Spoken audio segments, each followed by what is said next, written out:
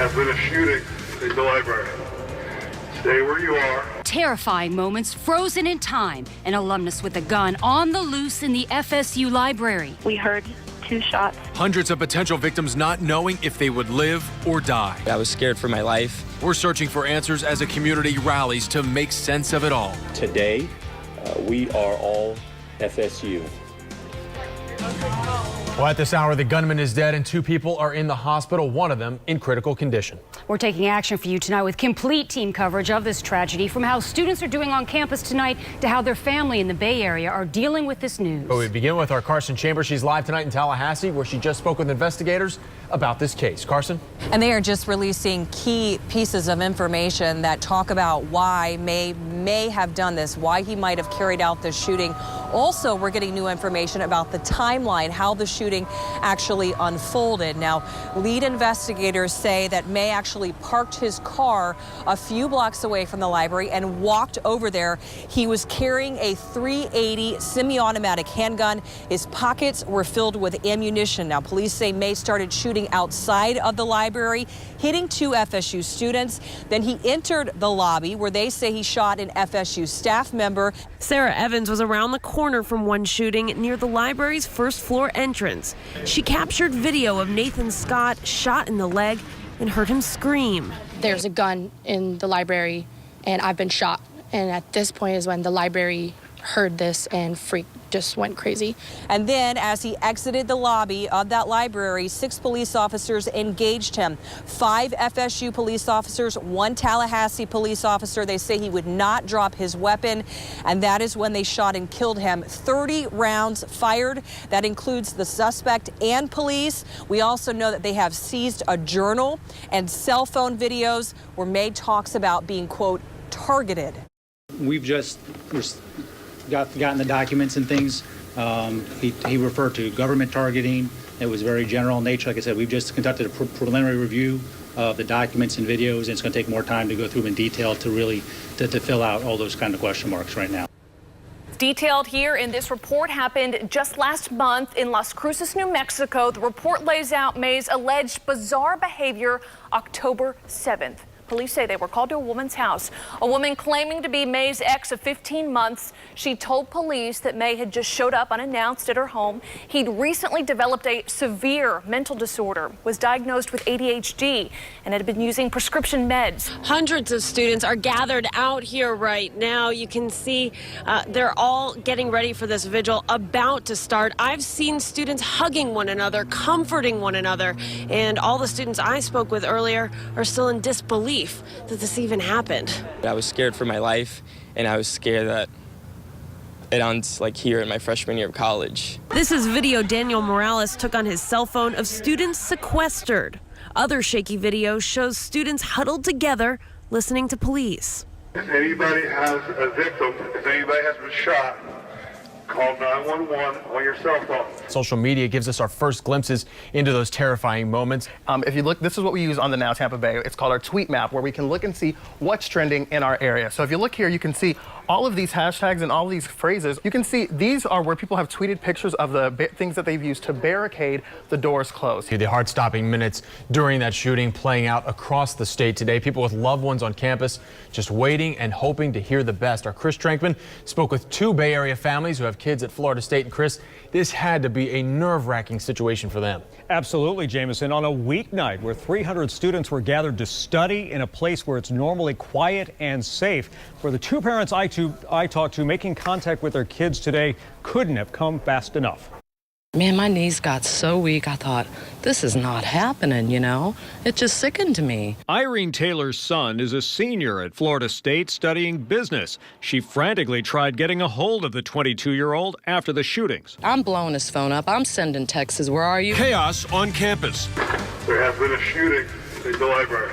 A gunman injures 3 people at Florida State. People left their MacBooks, their backpacks, their phones, threw everything and just started running to the back of the library. Right now at 6, how students are coping and what we're learning about the man who pulled the trigger. Students huddled in fear, using overturned tables as a makeshift barricade to block a second-floor door in the library. Another student, Jason Durfus, credited A backpack filled with books for blocking one of the gunman's bullets and saving his life. He says he was just feet away from the shooter, and only later did he realize how close he came to getting shot. 2 of the books that I had checked out had a bullet hole in them. I know God's looking out for me, and there's really no other explanation for it. Our Jacqueline Ingles gaining exclusive access tonight into the cottage he was living in right before he went to Florida State. Our Jacqueline joins us now with what she found. Friends say he was having financial trouble, and up until the shooting, May lived in this guest house here at the Hitchka home of nationally renowned charity worker David Totten and his wife Abigail. He moved here just 3 weeks ago. Inside, there were still boxes, the bedroom in disarray, and a pill bottle half full of hydroxyzine, a drug commonly used to treat anxiety and nervousness. Surprise deliveries. We're uncovering new details tonight about mysterious packages sent out by a gunman before opening fire on students at FSU. Tonight, students standing united as the shooter's uncle speaks exclusively to ABC Action News. He wasn't a monster. Only ABC Action News is taking you inside the shooter's home, revealing new clues that could help explain what would drive him to want to kill. We're getting new exclusive developments just into the newsroom from our team of reporters in Tallahassee tonight.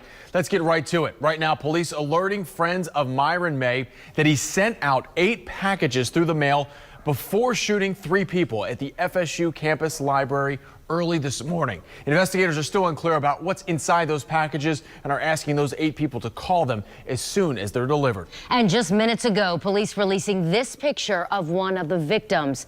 Grad student Nathan Scott works at the library and was wounded in the leg when that shooting started. Police telling us he's one of 2 students shot at the Strozier Library who remain in the hospital at this hour. The 3rd victim was grazed in the leg and immediately released on scene.